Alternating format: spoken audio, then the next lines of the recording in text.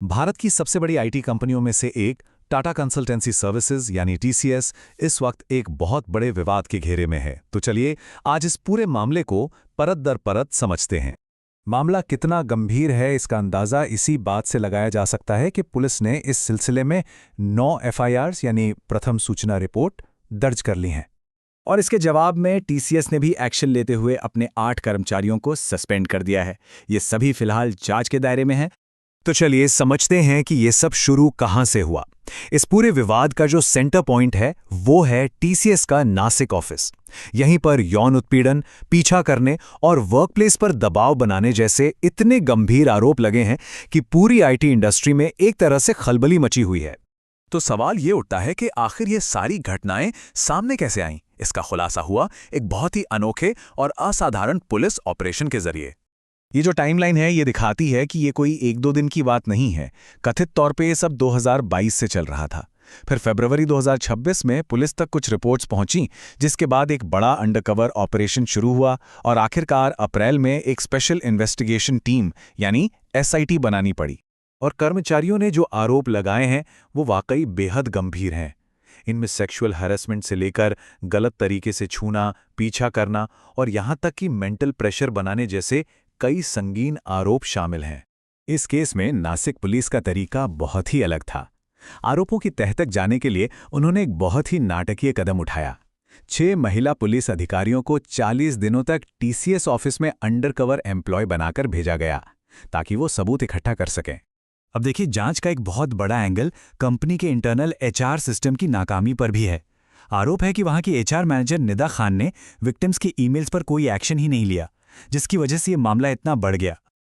अब आगे बढ़ते हैं और देखते हैं कि इन सब पर कंपनी और सरकार की तरफ से क्या कहा जा रहा है।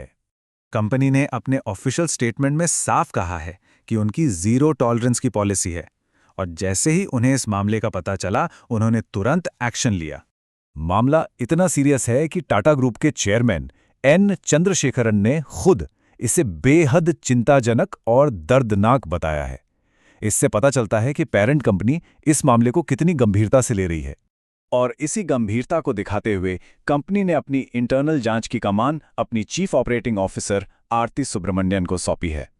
लेकिन कहानी में एक और पक्ष है, एक एम्प्लॉय यूनियन।